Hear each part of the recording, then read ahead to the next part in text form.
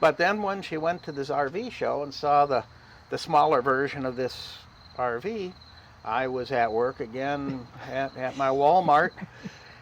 And, often at RV shows, if they sell one early in the show, it'll say, this one sold to the so-and-so family, but we have more or whatever, so they can continue to sell off of it. Sure. Or somehow they'll put their name on it. Well, Susie sends me the picture of this RV on the showroom floor. The license plate says Haugen. That's our last name. I thought, she's done it again. But I'm in Florida. She's in Portland, Oregon. I have the tow vehicle. Guess what that means? So I quick texted her back and I said, it looks really cute. I hope you have good luck fitting it in the overhead, because she was flying back that afternoon. Turns out the dealer name was Haugen. Oh, interesting. Because she hadn't bought it, but it just happened to have our name on the back funny. of it. That's awesome.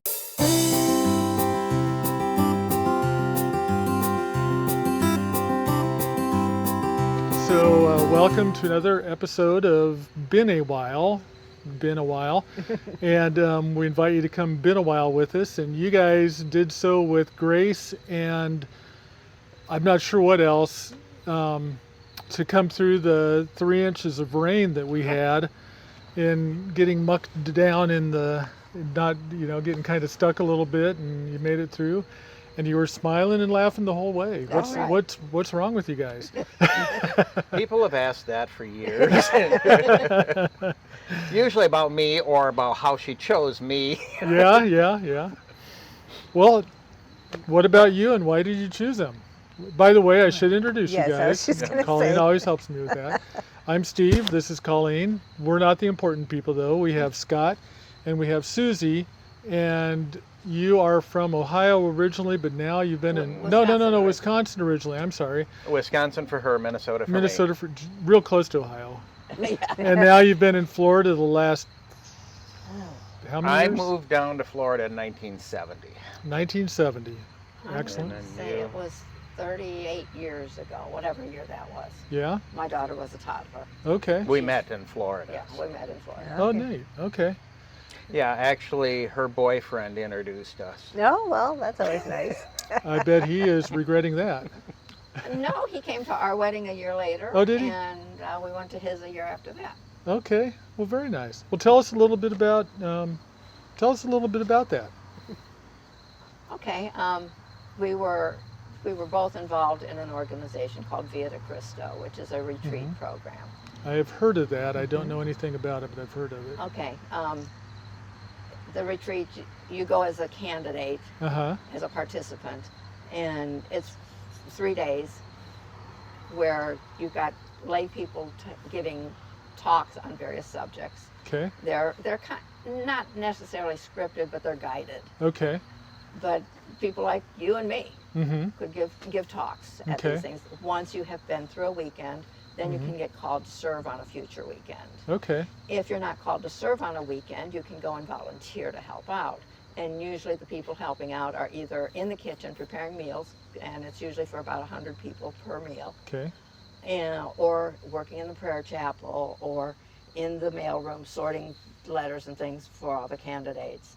Okay. And so we were working in the kitchen helping out, and the guy I was dating was his best friend.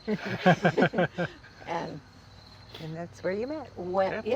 And all of our dating, we never really dated. Okay. Okay. So it was like a year after our initial meeting. Dennis and I were no longer dating, we were still friends. Sure. And Scott and I ran into each other again at another Via de Cristo function. Okay. And we started talking, and just one thing led to another. And he said his job was repairing pianos and organs, digital pianos and organs. Oh, and interesting. I said, Okay. hey, somebody gave me this digital piano. You turn it on and it goes, and he says, I can fix that. So I didn't think anything Now, are you of sure it. you didn't break it so that he could fix it? No, because I didn't know this about him until that Oh, evening. okay. Gotcha. So a couple days later, he calls me and he says, I've got the part to fix your piano. So how do I tell him it's not my budget? I'm a single mom, sole support of my then I think she was 9 Eight or years 9. old. And I Wow. had an exchange student from Thailand living with me. Oh my. But it really wasn't in my budget to fix this piano. Yeah. So I hemmed and hawed. Finally, I blurted out, it's not my budget. He said, don't worry about it. I said, well, maybe I can fix you dinner. So he came over, I fixed a nice dinner, and he worked on the piano, and he said, oh, I need another part. I said, I'll fix you dinner again then. Thinking, I don't cook. Cook's a 4-letter word. But I fixed another nice dinner, and as we were sitting down to dinner, my Thai student, she was 17 at the time, and she looks at him and she says, you come more often, we eat good. So then I had to confess that those were my 2 dishes that I knew how to make. He said, from now on, I'll do all the cooking. And I'm going, oh, okay. You're coming back. My goodness. So, I mean, this was just kind of very casual. We always had the kids with us, whatever we did. We never dated. Yeah. And when he proposed to me, I had no idea. It was like, are you proposing to me? He wrote me this beautiful letter, and at the end of it, it sounded like he was proposing to me, and I just totally surprised. So I told him in his letter, he said he had prayed about this, and this is what he felt God was calling us into this kind of a relationship. Yeah. And so I said, now I've got to pray about it. So the next day I called him and said yes. Awesome. And Apparently God that said was- yes too then. That was 31 years ago. 31 years. My daughter Wonderful. gave me away, Oh, and my neat. Thai student was one of my bridesmaids. Oh, wonderful. So, and it was a very unusual wedding. We were married at the camp where we had met for the Via Crystal weekend. Okay. Well, and this camp, you have to understand, was a old camp that had not been improved. Its claim to fame is that at the age of, I think, 13, 15, something like that, Burt Reynolds had been a Camp counselor. there. Really? It hadn't been improved since And then. his picture was this posted in the office as a camp counselor there. Wow. Oh, wow. So shower heads this high, orange water coming out of the shower heads. Yeah. You know, it was very rustic. Was this a Christian camp or just a... No, Not necessarily? this Christian group rented it out twice Oh, a okay. year. Okay, They would have for- weekends in the fall and spring. Hopefully they got a good price, right? And the cabins, of course, weren't heated or air conditioned. Sure, yeah. And the floorboards had wide gaps in them, and you could see the critters running around underneath the cabins. Yeah, it was real luxurious. Man, that's amazing. But we decided, since that's where we met, that's where we had to get married. Sure, yeah. Although some people recommended we should also have the honeymoon there, but we said, no, we're drawing the line at some point. That's not- Marriage is that's good. not- So 31 years later, we're still happily ever aftering That's and awesome. enjoying life. Awesome. Good. So I read in your profile about how most people, and this is a true story, most people that come here, well, we tent camped and had to really, camp through a storm, so we bought a pop-up. That wasn't big enough, so we bought a trailer, and now they're in this big old Class A. And so you guys did the opposite. You had the Class A and you shrunk into a 19-footer, is that right? 18-foot. 18-footer, okay. Well, we started with a tent, and then we With did the the kids. pop-up. With the kids. But then when we started the business where we were on the road, that's when we went to big Class A. And after that, as our business model had changed more from hands-on of doing custom embroidery for niche markets around, like dollhouse miniatures and people that quilt, people at golf, those sort of things. As we switched it more from the embroidery to doing promotional type product, the mugs that are printed with the information and all those sort of different things, we didn't spend as much time actually creating them because when we first started in the Class A, she'd be over there loading the machines, getting up, unbuckling, going over, loading the machines, and back down. Threading the When she machines. did it the first time we tried it, because we'd be going to a show, so I'm driving, so she'd be go ahead and kicking out the product. So then we got to the show, It's amazing. or we got there at night, we could both relax. It wasn't, we got to do all this. So she would do that, but she said she found out real quick that because the side where we put the countertop in to put the embroidery machines was on the driver's side. And the first time she got up and she's trying to line these pegs up to put the hoops on and start the machines up, she's looking out the window, and I'm going 60, 70 miles an hour this way, and she's seeing traffic going 60, 70 miles an hour that way. She said she couldn't do it. First thing she had to do was shut the blinds. But once we changed to where it was more sublimated product and doing different type things, we found the fifth wheel worked better. So we got rid of the big Class A and went to the fifth wheel. And then when COVID hit, because we were full-timing in it at that point, when COVID hit, we felt I was one of the managers at a Walmart, and I didn't want, I knew I was going to be working a ton of hours, and I didn't want to get stranded not knowing what this containment and all this was going to be. So we went out and bought a house immediately, like the next day. Oh, wow. And she didn't tell me. I sent her out to look at a couple of houses, and I got a text as I'm going to lunch the next day. It says, honey, we just bought a house. Okay. And I texted back, was it one of the two that we had talked about last night that you were going to check into? No.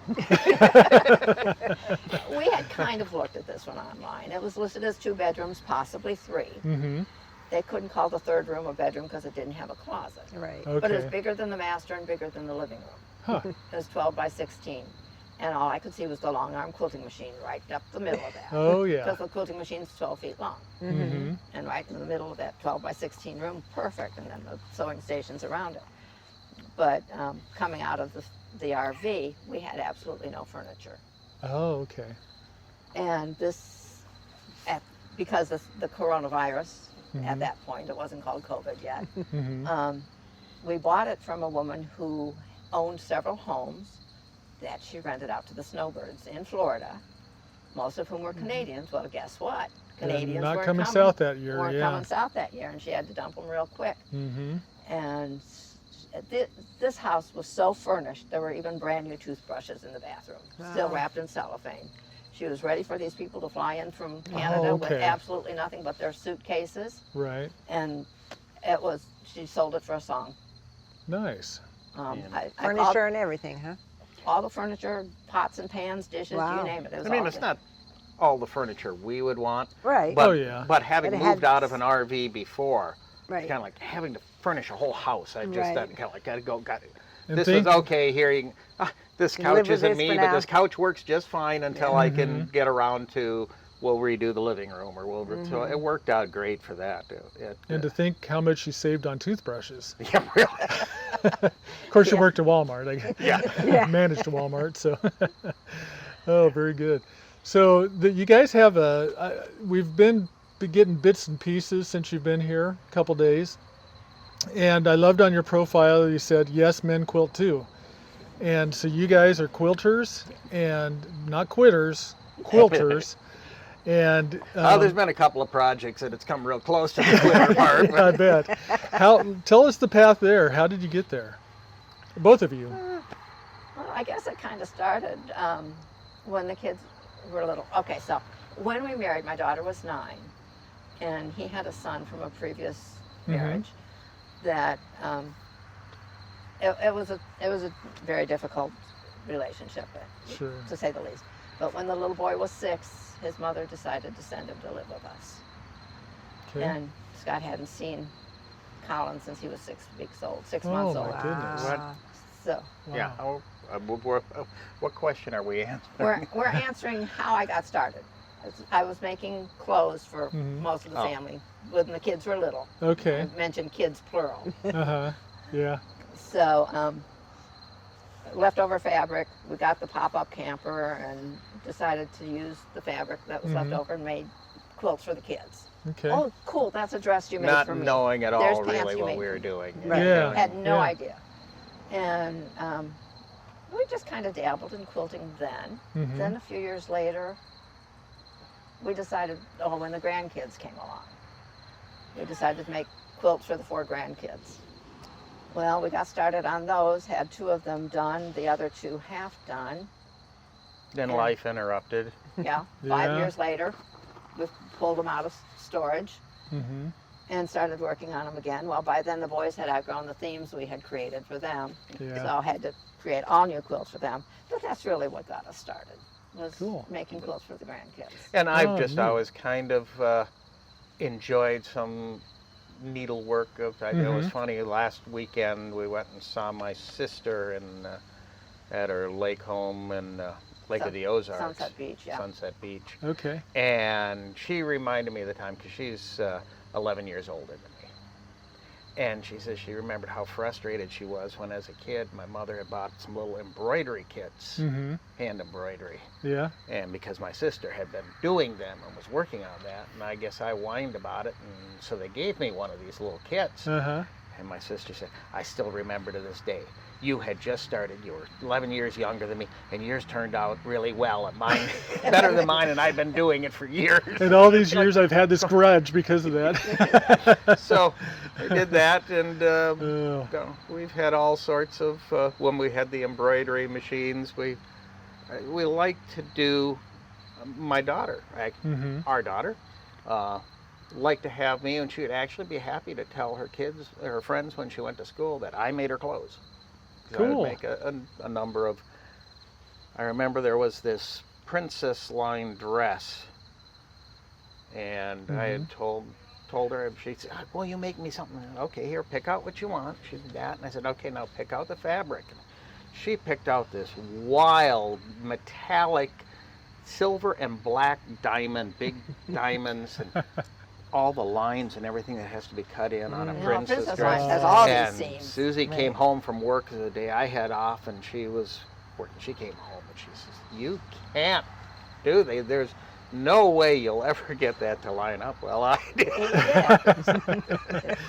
Everything worked real well up until she went to put it on, and she had guessed totally wrong on her size. Oh no. And it was significantly, there was no way. Oh no. So and I ended up having to open up the sides, and I inset a type of ribbon in there to just, that black ribbon that went with it. And nobody knew. That's amazing. Not until now. Yeah, until Now the secret's the out. whole world know. That's incredible. No, I think that's great. I think that's great stuff. And I've also seen a little bit, there's kind of it seems to me that there's a little bit of a resurgence of interest in quilting in the younger generations. Does that ring true with you guys? Yeah. It's, before we did quilting for years, we did dollhouse miniatures. Okay. And that was actually most of the show circuit that we went on to sell product to them. But besides, we were big into miniatures. And but that was one where it just plain died. I mean, there's so little interest in it anymore. Interesting, and it's just, I've been involved in a lot of that, and for years I worked as a service technician at a organ store, pianos and organs, and then worked my way up and was over general manager over the stores and that. But again, pianos are still around, but organs, you don't see them. When I was involved in it, people were thinking at that point, oh, I can't wait till I retire because I can get involved and learn to play the piano or the organ, and then or they'd say piano and find out the organ's easier to play, so then they would go to that. But then as the next generation was, I want to golf, I want to, or was you want to play bridge, I want to golf, I want to go do this. And that just kind of went away. And the same thing was true with dollhouse miniatures. We went to a dollhouse miniature show a few months, maybe a year ago, and it's just nothing like it used to be. Wow. So that's when we got into quilting. But quilting definitely has a lot of, when you look at the instructors and a lot of the people that on YouTube that have their stores and that, there's a lot of younger people. Or is it that we've just gotten that much older? There's always that. But I mean, we see a lot of people involved in quilting that are much, much younger than us. So that seems to be. And there's also now been, you think of the traditional quilting, but there's is what they call the modern quilt movement, which are designs that I can't quite understand. It's kind of like me, I don't do well going to an art museum and somebody will say, do you see how, it's kind of like, no, it looks like a bad accident in the paint factory to me. But so a lot of the modern quilting I don't understand, but it has brought in a lot of people. And then there's been crossover areas of what they call fiber artists and people that are doing all sorts of different things that don't quite line up with what, it's not your grandmother's quilt. They're not making quilts to go on your bed to Right. keep you warm. Right. They're decorative things Right. to hang on the wall. Okay. Okay. And in Wisconsin, they're putting them on the barns. Yes. We actually did They in put wood ones on the barn. Louisiana. Louisiana has a big quilt barn trail. Oh, really? And we did. We actually went in. We first saw it when we went into the visitor center as we crossed over into Louisiana, and they actually had 3 of them in there, along with paperwork showing that. And we spent a few hours, a couple different days, chasing them down and looking at the different quilts and different barn quilts and that. And they're typically made of wood and, painted onto this. The ones we did, they were square, 4-foot squares. Yeah. And actually, they were turned on point. Oh, okay. And but like a donut shop had donuts as part of their quilt. They weren't necessarily things that would be easy to make as quilts. Right. But they called them quilt blocks. Yeah. You've never tried to run 2x4 through your long arm stitcher? No, I haven't. Not yet. Gave you an idea, though. Although we did see one artist came to one of the quilt guilds, and he made a wooden quilt that was absolutely gorgeous. That was actually, we saw that in the National Quilt Museum in Paducah. Okay. There was this gorgeous quilt in the museum, and I'm starting to read it, and it's made of wood. Because I'm wondering how they got these curves, like it was a bunch of... wow. It was entirely made out of one piece of wood. Now, surely that could not go on your bed, could it? I mean, it could, but you wouldn't want to be under it. Well, you could always light it and it'd keep you warm. Right. Oh, man. Yeah, well, that's fascinating because I think it's cool. And you guys bring your work with you. You're sitting in there today working on it. It's not work. It's a hobby. Yeah, Bring your hobby with you. Yeah. Yeah, when we had enough of the big rigs and we had actually bought the house and we had not gone out. And when you have a 40-foot fifth wheel, it's just a lot of work to get that to go for a weekend or go whatever and that. So that's when Susie would go to the RV show, and Tampa, right near us, 20 miles away, has one of the largest RV shows every January, I believe it is. Yeah. And we would go there and look at all the new stuff coming out. And she kept having us look at the B pluses and the Sprinter vans and the stuff like that. And I get in them and it was just too small. And then she went to Oregon to visit our daughter, and I couldn't get off of work. And there was an RV show. So she went and actually saw the 16-foot of the 18-footer that we bought the one a little bit bigger. But she saw the 16-footer and just fell in love with it. Unusual design in that the door is in the back of the rig instead of on the side. So some of the dealers refer to it as a towable truck camper, because I think most of the truck campers. But it makes it so much bigger inside when you don't have leave that hole for something, and for that. And it has a dry bath, not a wet bath. But we took out the queen bed because with the queen bed there, we only had the dinette to sew on, and the dinette's not big enough for 2 of us.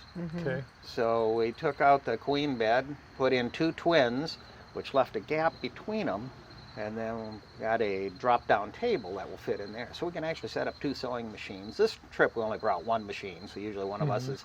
Today when we were working, it was mostly one of what they refer to as quilting buddies. She was doing while she'd be sewing, I was overcutting, pressing, and prepping other things or working them, whatever, and back and forth. So we just brought 1 machine this time, but in that little 18-footer, we've made room to put the machine in there, all the tools we need for it. Now, when we had the 38, 40-foot fifth wheel, we actually had our 12-foot long arm in the RV, because that was our only home, and for our 25th wedding anniversary, we bought each other this long arm. Yeah. I mean, we had to give up the dinette and the sofa, but and the chairs and the bed. We had our priorities, right? That's right. Well, it really is. Who needs the sofa and a dinette when you can quilt? Yeah, that's right. with the long arms, when you're using it, you can either use them from the front or the back. The front is typically when you're doing free motion designs and kind of want to put some swirls over there and you're looking at it this way. But there's another way of using them that's called pantograph, where you have a piece of paper down with the lines of what you're wanting to do, and there's a stylus, a laser stylus on the back part of the machine, and there's separate handlebars there, and you're just following the curve. You're not doing it from here, you're copying that there. Well, I like to do that way, but when we were in the fifth wheel, that was such a job because I had a 12-foot slide out, but I had a 12-foot machine in there. So to get to the back, first I had to crawl underneath the machine, and then I get up in the back of it, and normally you use it like this, where you got the handlebars, because you're moving the whole sewing machine on the frame, is what a long arm is. But the problem was, I didn't have enough room behind me, so I'd have to run the machine alongside of it. It was really hard to get accuracy. Oh, man. So when she told me about the 12 by 16 room in the new house for the long arm, I thought, I'm in. But so she bought the house. One time bought a car that I didn't know about it till I got out of work, and I went out trying to find the car. We worked at the same place, and we at that time we were living in the motorhome and could only tow one vehicle when we were traveling. Right. Oh, So we had only one vehicle, but we both worked at Universal Studios at different shifts. Okay. Oh. And we lived 20 miles away. Oh. So, and our shifts overlapped. Like he would come in at 2 and I would leave at 4 or 5. So we had a spot in the parking lot that was, we tried to park in that particular area. And so we had looked at the cars together, and he had narrowed it down, and I made the final decision on what color to buy. So he knew what we were doing. I didn't know she had done it though. And I'm out there after a really rough day going, where's this big minivan? How do you lose a big minivan like this? And it was a little Kia Spectra. Kia Spectra. Okay. Very nice. But then when she went to this RV show and saw the smaller version of this RV, I was at work again at my Walmart. And, often at RV shows, if they sell one early in the show, it'll say, this one sold to the so-and-so family, but we have more or whatever, so they can continue to sell off of it. Sure. Or somehow they'll put their name on it. Well, Susie sends me the picture of this RV on the showroom floor. The license plate says Haugen. That's our last name. I thought, she's done it again. But I'm in Florida. She's in Portland, Oregon. I have the tow vehicle. Guess what that means? So I quick texted her back and I said, it looks really cute. I hope you have good luck fitting it in the overhead, because she was flying back that afternoon. It turns out the dealer name was Haugen. Oh, interesting. Because she hadn't bought it, but it just happened to have our name on the back of it. That's awesome. That's funny. Was he going to give you the Haugen family discount? No, unfortunately not. So she came back to Florida, and we found a dealer down there that sold that brand, and then we went through it from that. Yeah, that's a little niche brand, but we're just thrilled with it. That's awesome. And actually, Sun Lite Classic. When we went to the dealer in Florida, they no longer had the red exterior and the knotty pine interior. They were not offering that anymore. Okay. So we did our search on RV Trader in various places. This one we actually had to drive up to Tennessee from Florida to get it. Okay.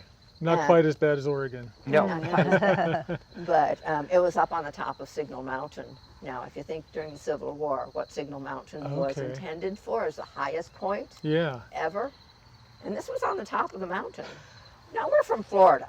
It's flat. Yeah. So we agreed to buy it from the guy if he would bring it down the mountain. There you go. So we met him at Walmart. Well, especially because he had warned us when we had called him and asked to come look at it.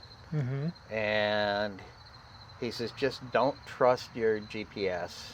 Oh. They'll send you on a road you don't want to. He says, just ask, have your GPS send you to go into town, go to the CVS or whatever, some business in there. He says, and then once you're there, it'll direct you, and it'll take you up the back way, which isn't too bad. And then when we were up and looking at it, he kept telling us about the W. And so we finally, well, what's that? Well, it's this other road that goes back. Other road that he didn't want us to go on, but since we weren't taking it down, I thought, we got to try it. I'm glad even with a rig that small, I wasn't. Really? Wasn't, wow. Yeah, there was definitely some sharp turns in there, and they Yeah. back and forth so quick. And Holding my breath. Well, tell us a little bit about Universal Studios, and you can tell me also what terrible fire building skills I have. We had There's a little bit of ash Is there a coming little on bit? it. We had about 3 inches of rain, and everything is soaked. And of course, I didn't have this stored inside, so we'll see what happens. But anyway, tell us a little bit about Universal. well, it was funny that we ended up working there for about 8 years. Is this before or after Walmart? This is before Walmart. Before Walmart, okay. And we were actually full timing, but we were spending 6 months a year at 1,000 Trails in Florida. In Orlando. In Orlando. Or We near decided Okay. we both love theme parks. Mm-hmm. And the standard thing is you go in there and you just work for a few hours a week. You get to come and go anytime you want. Oh, nice. So you get tickets all the time. So yeah, that sounds like a good idea. Mm-hmm. So Well, we went We went to Disney and had to hang around there most of the day to get to the second interview and all this. And hey, we'll be in touch. And we came home. I'm making dinner in a motorhome. We had the TV on, and they announced Disney just announced a hiring freeze. Oh, okay. I Can't thought- hire anybody else. We were there 2 hours ago. I mean, this is real planning. Oh, So man. Florida being what it is, that wasn't the only game in town. So the next day Yeah. we went to Universal Studios, And we were hired on the spot. hired on the spot. No kidding. Or- And I entry level. started in Yeah. attractions, And and so did I. and it was funny because everything's from the movies. Well, we don't really watch a lot of movies. We don't either. And they're asking, well, where would you like to work? What kind of movie do you like the most, or whatever? And mentioning this and that, and I'm thinking, I really don't know anything about it. And all of a sudden, they said Jurassic Park, and I thought, I know what it is at least, so I'll go do that one. I can pronounce it. Let's do it. and they asked me the same thing, and I had no clue. We Uh-huh. had never visited Universal even Yeah. No. as an attendee. Oh, wow. And so they said, well, how about the Beetlejuice attraction? Okay, that's fine. So I was an attendant for Beetlejuice, Uh-huh. and he worked in Yeah, Jurassic and I was Park. there a few months, and then ended up in their management program. So I managed attractions there for the rest of my time. And Susie ended up and- getting out of the park and yeah. going into the offices. Okay. My background has been secretarial work, Sure. and they had computer programs you could take, tests you can take tests out to see what your skills were. And the guy, and this was all done on my own time. You Yeah. go anytime. He's working in the park. I'm going in, and I'm going to work on the computer and just test out on some of these programs. Mm-hmm. And the guy in the office there said, "You've got some pretty good skills here." Nice. He says, "Would you like to be considered for a full-time position?" Because we were both in part-time positions. And so I went to work as the secretary for Park Services, which is the department that's responsible for keeping the parks clean. Oh, okay. Sure. And eventually, my boss moved up, and I moved up with him, Uh-huh. where he was the director of Park Services. Wow. And my job at that time was buying all of the supplies needed to keep both Universal Studios and Islands of Adventure clean. Wow. Not That's just huge. the cleaning products, all the chemicals, the toilet paper, the paper towels, the brooms, the mops, none of the big capital equipment. Mm-hmm. And at that point, I was managing a $1.9 million budget. Wow. And this was 25 years ago. Wow. That's a lot of money to spend on cleaning toilets. Yeah. A lot of toilet paper. Man, no kidding. So, yeah. And we both enjoyed it. And then,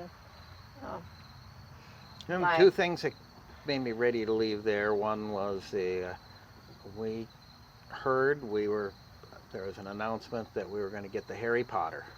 Oh, okay. And Not something but it you're- would be about a year and a half, and it actually knocked our business off and Disney's business off and every theme park down there for that year and a half, because a lot of the tourism comes from Europe and whatever, and they're kind of like, oh, we're going to go this summer, but if they're We're going to have gonna a wait. Harry Potter thing, we'll wait until next year. Interesting.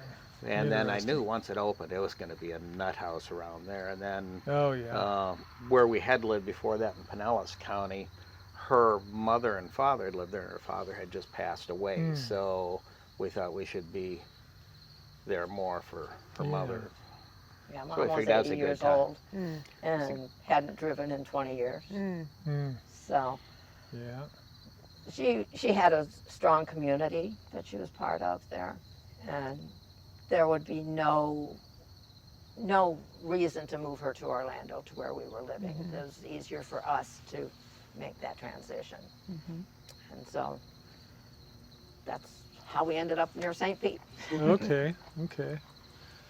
And you were managing all the attractions. I would be managing one attraction at a time. Yeah, I was manager at one time for Jurassic Park, and I think I spent most of my time at Men in Black, an old attraction that was one of the originals, and has since gone away now, is Earthquake. Okay. The Earthquake attraction. Did you ever have to say, hey, we need toilet paper? Actually, Clean up on aisle 6? Not till I got to Walmart. And you were a manager at Walmart for how long? I was with Walmart about 11 years. 11 years. Often started in the front end. Well, I was in some of the departments for a period of time, but then ended up in being one of the hourly managers in the front end, and then ended up going salary, different positions, everything from their auto care center to the front end to, to whatever. Got to know the business well. Yeah.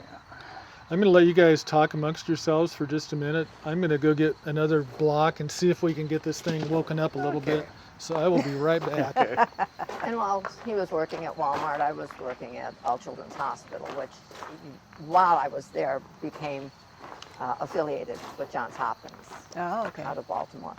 And it was quite an interesting place to work. I was secretary in the lab. I had no patient contact. The lab was totally separate. I was not on the floor with patients, which was kind of sad. But my job was making sure that the department director had all the materials and reports and things that she needed to get her job done. And I loved my job. I really loved it, but it's time to retire. Yeah. So you guys are both retired now? Yes. Yep. But are you full-time in the... Okay. This is really our maiden voyage. That was for the last, and of course she had major foot surgery earlier this year, and wasn't going to get released to be able to go near as soon as we thought, because I was going to retire the end of April, but when everybody realized at work that I couldn't, we couldn't pull out yet, they convinced me to stay till the end of May. But all of them would keep asking me, well, no, you're going to hook up the RV and you're going to head out. Where are you going? How long are you going to be gone? And I said, we have no idea. I said, probably the greatest thing about retirement is being able to pull out of my driveway and not say, well, we got to be back a week from Saturday. We got to be back this, we got to be that. So I told them at work as I was leaving, I said, well, we've committed that we'll be gone for a month minimum. Beyond that, who knows? She's from Wisconsin, I'm from Minnesota. We don't do snow anymore. I said, we'll be heading back before it gets to be that time.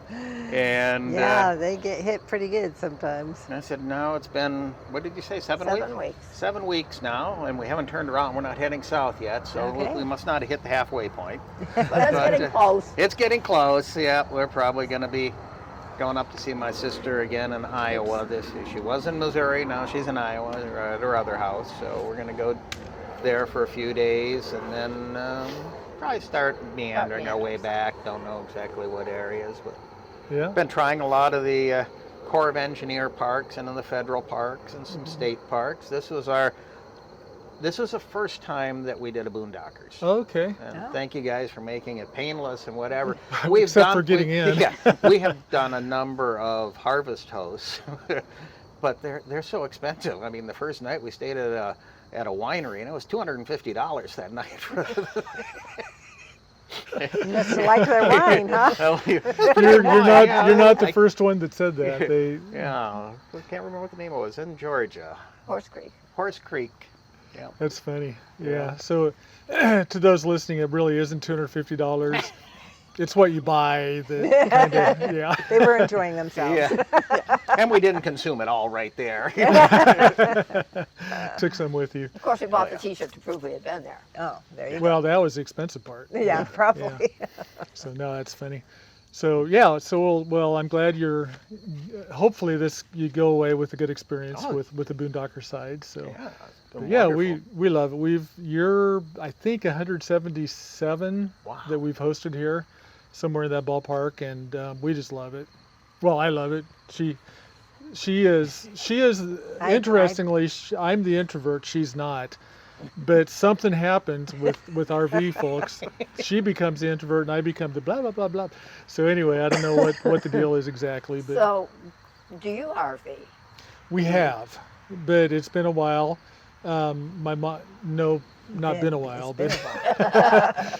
but my mother lives with us right now, and plus we have this place we have to take care of, which Sorry. is a pretty good size. Well, 5 acres. It's not huge, but it's enough. Oh. Keeps us kind of busy. That's her. Sorry, it's just sorry. And what made you guys decide to be Boondockers hosts? I think I must have seen it on Facebook or somewhere. So I've actually I ran an RV park for, was it 2 weeks or a month? It was a very short time. Couple months. I've got a good friend that I worked with him for a short time helping with the park, and then I've just done a lot of stuff for him since then, marketing and stuff for the park that he owns in Southern California. Not doing it right now. We've kind of let that go, but I've just always loved RVs. I've loved the people. The RV are just wonderful people. Yeah. So out of the Yes, we are. 177, yes, you are. Out of the 177, I've told people before we've had 2 experiences that weren't great. The other 175 have been just awesome. So, and the ones that weren't great weren't bad. They just weren't great. So yeah, I love it, and I love doing this. These conversations have been a lot of fun. So, you just learn something about people. Yeah, and- it's something that doesn't happen much in the world anymore. Things so busy and so Yeah. whatever that Yeah, we had one couple. They were one of the first that did the conversation with us. They want to do this type of thing, but at campgrounds. And they said what they've noticed is they pull into a campground and everybody's kind of secluded. They kind of do their own thing. But then they come to a Boondockers or a Harvest Host, and people are much more friendly, much more talkative. And it was just kind of interesting how, but an RV park, you'd think people would share interests, but everybody just kind of sticks in and watches TV and quilts. So Not quitting, but quilting. exactly. So which is okay. I mean, that it is just what it is. But we've just enjoyed the times out here talking to people And of course, Getting to we know 'em. were full-timing enough years that, Mhm. but still much of the year Mm-hmm. being in one spot, that we were at a lot of, and RV resorts in the South can be a little bit different because it is almost a full-time community for a lot of people. Well, this is either- true, Or yeah. 6 months for the snowbirds. 6 months at least, yeah. That's true. And Yeah. that, so you get to know people more, and a lot of Mhm. them even are combined manufactured home parks and RV parks. So you have quite a mix in there with that. But that's been one of the things is we've been trying different parks coming up and noticing different things. Like we've been doing a lot of the government parks, and it's a little different group of people in Really? that. They tend to, a lot of them are, there's more families that don't really know the typical RV campground etiquette and, Oh, okay. and kids Yeah. running wild all over the place or whatever, Yeah, and yeah. and I could just see, not that I'm a stickler for that one, but I could just see a number of people I've known over the years in parks that would have just gone ballistic. Yeah. Something like that. Yeah. And the one thing I do really like about the state parks and the federal parks is that there isn't the limitation as far as rigs that can come in, because especially now in Florida, a lot of Florida and I'm sure in California and a lot of the areas down there, there's the rules of, most of them have the rule you can't have a rig over 10 years old. Right. You can't have this. And in the state parks, we saw everything from people that were sleeping in the back of their station wagon to antique RVs that really had been strange really looking modified, creatures. and ones you just kind of like, what is that? And it was really interesting to see some of these different rigs that you don't, it gets so cookie cutter. There is a RV resort in Florida. I'm sure it's probably still around. I'm sure there's other ones around the country that I used to go and service electronic organs. And yes, some people would get a small organ if they were snowbirds, and they put it in their RV. And this park would allow nothing but Airstreams.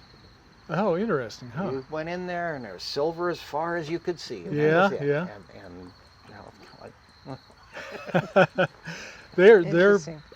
Well, that's what we had. We had an Airstream. We had refurbished it in 1969.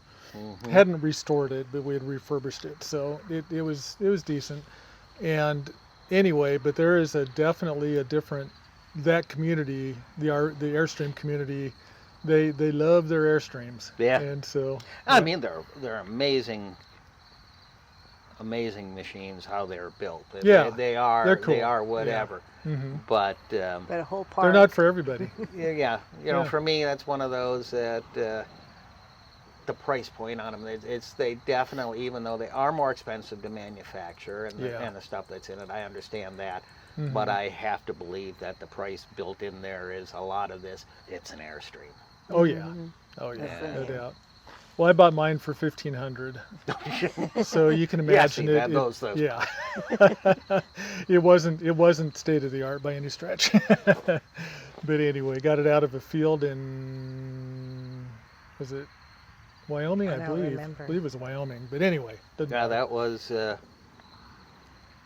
one of the parks we were at on the way up, just in the past month.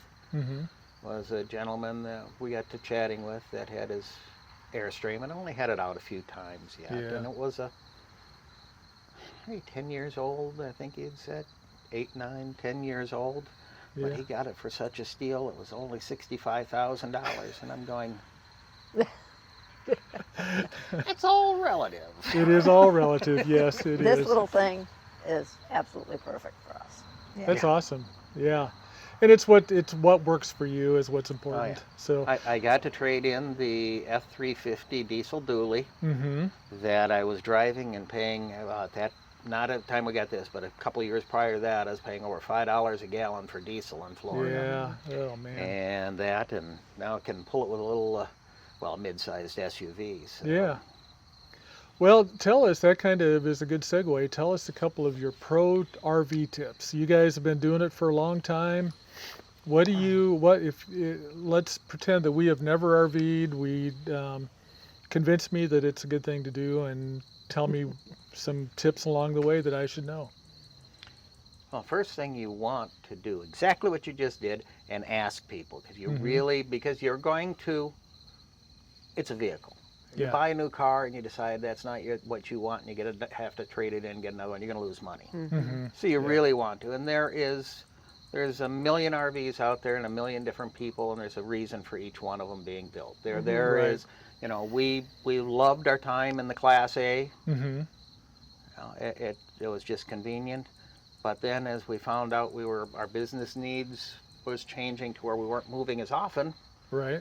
I definitely preferred a fifth wheel because you don't have the cockpit in there. And I don't care how you decorate it or what, the swivel chairs or whatever, you're still leaning over and hitting a steering wheel, and you're still in the middle of that. We had talked at one time of switching to go into a fifth wheel, but do a toy hauler. The toy hauler would be great because we could put our stuff in another room. So, if you're watching TV, you weren't looking over at the equipment staring at you going, I do have another couple orders I could kick out. So there were all sorts of, but you need to know, ask as many questions of as many people as you can. Good. Go to as many shows as you can, RV shows.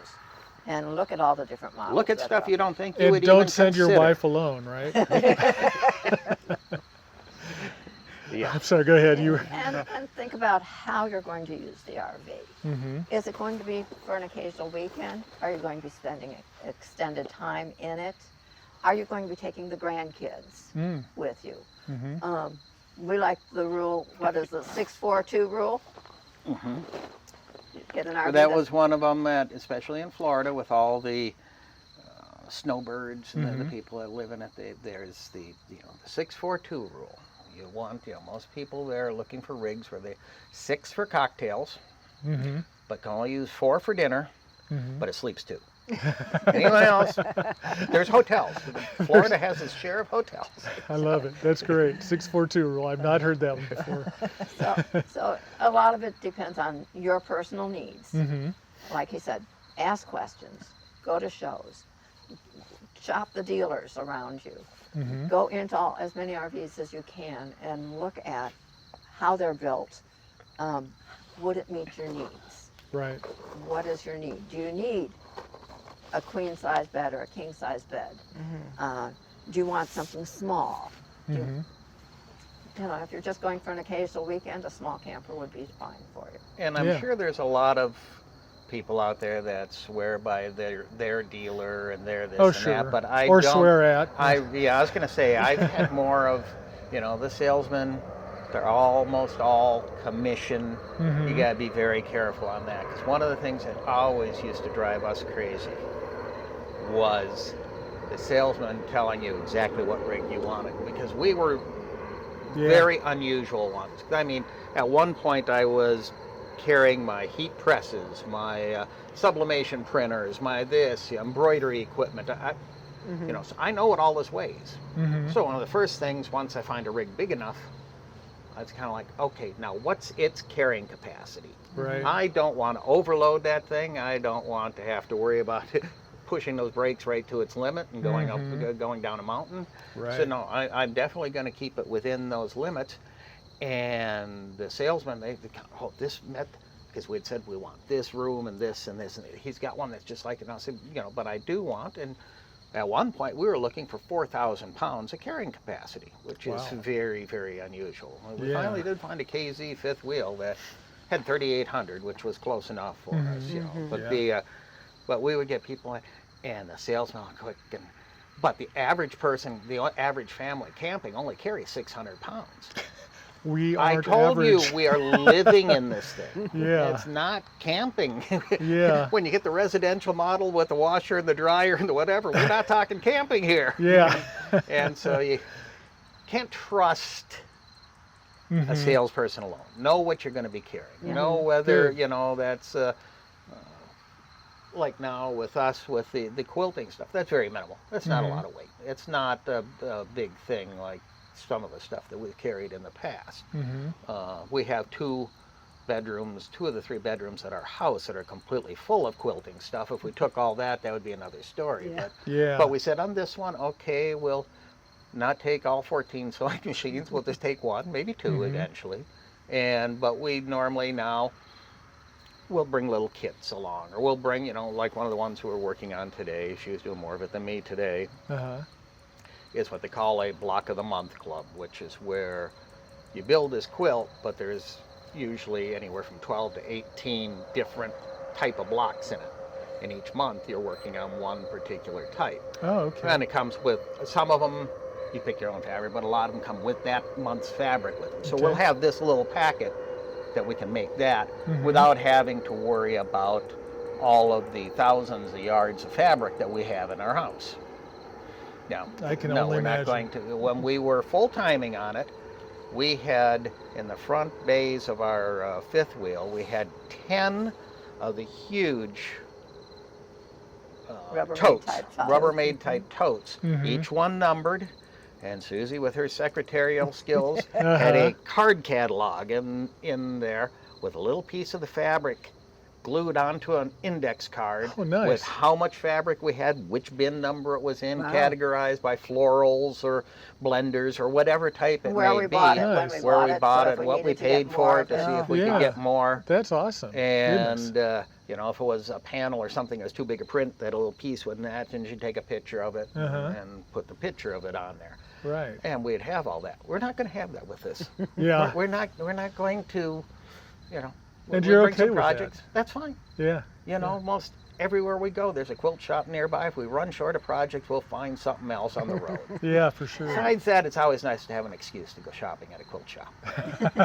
And we've done other things than just quilt shops. Yeah. Yeah, we have. We've done a lot. The most interesting place we went was to a brothel museum. Oh, wow. Not intending to. That's funny. With our background with amusement parks, we had seen when we were in Fort Smith that there was Arkansas. a thing. I think it was on Pinterest. They had different things to do in Fort Smith, and one of them was this amusement park, antique amusement park, and they had a Ferris wheel from the 1930s World's Fair, and they had the. And we decided, sounds cool. Let's go there, and we drove there, and gates are locked up, and I go into Google it, and it's permanently closed. They had closed during COVID. They reopened a couple years later, tried it for a bit, and they went under. Yeah. So as we're driving away from there, we saw this sign that said Fort Smith Visitor Center or something like that. But then this building had this really strange, there were silhouettes of women in compromising positions in the windows. Like, what? And then they see a sign that says, It was Miss Laura's Social Club. Miss Laura's Social Club. And it's marked the Visitor Center. Well, I found the Visitor Center had also been in there, but they had moved out a few months earlier. Oh, okay. So as we're coming up, and goodness. now we're seeing, it's now the sign closer says, Miss Laura's Brothel Museum. Looked at Susie and said, well, I'm game if you are. So we went in there. Besides that, Susie has created a Facebook page for all of our friends and that in Florida called our name for our camper is Rosie. So it's Rosie's Adventures. Rosie's Adventures. And many of them, because it's her quilting friends from church, there's a lot of people from church on there. I said, and as she keeps doing the posting each year, I said, I just want to know how you're going to twist it. Turn this one could be really... Right inside the door, it says, this was not a whorehouse, this was a brothel. Oh, really? Oh, yeah. Didn't exactly explain what the technical difference was. Yeah. Between them, but... Oh, my goodness. That's crazy. I was going to ask if it was also a harvest host, but I'm not going to ask that. So. No, it wasn't. There was rough parking around there, but but they had been in business in the early 1900s through 1940s. Okay. And so they had taken some of the different bedrooms, and one would be as it would be decorated in 1900, one in 1910s, 20s, 30s, 40s, and then in the late 40s it closed. And it didn't reopen until the late 80s, but it opened as Miss Laura's Diner or Restaurant or something. Opened a restaurant in there. Interesting. It was in 1980. 88 it opened. It only lasted a couple of years because they had a picture of they had an actual sample of the menu there. And they had continued the same theme. Oh. Like you didn't order appetizers, they were quickies. And then there was, afterglow. Oh my goodness.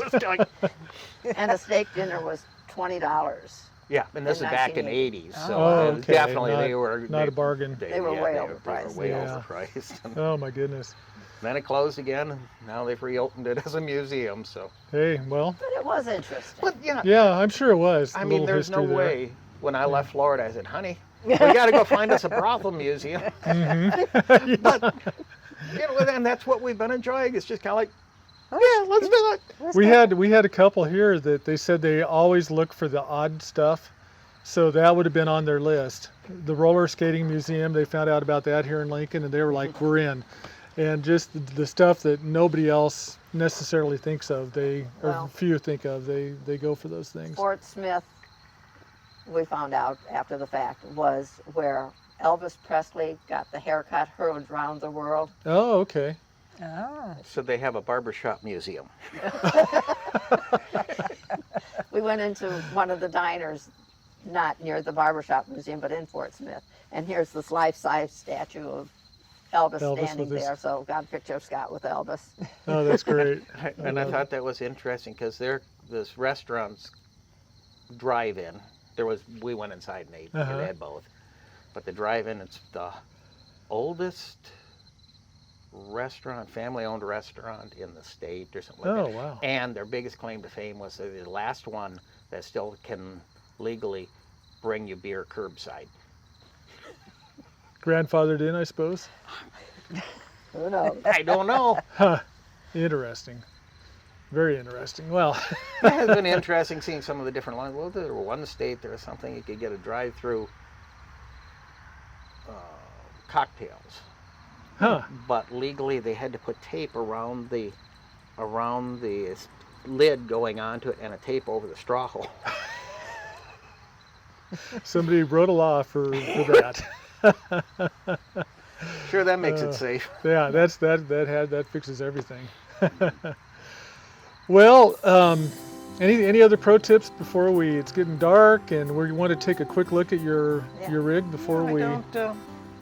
That's like I said, just ask a lot of questions. Yeah. Don't be in a rush to pick out the one. Think about how you're going to use it. Mm-hmm. As Susie said, definitely you want to. You don't want to get into it and then find out. Yeah. Nope, that wasn't. Yeah, you lose a lot of money driving it off the lot, so for sure. So. And if you buy a used one, make sure it's from a reputable place Mm-hmm. or from somebody that you have it checked out or whatever. There's Right. a lot of things on RVs that can, Yeah. especially when you get into the motorized ones, when you get into the Class Right. A's or C's. That A lot of things can be backwards. So yeah.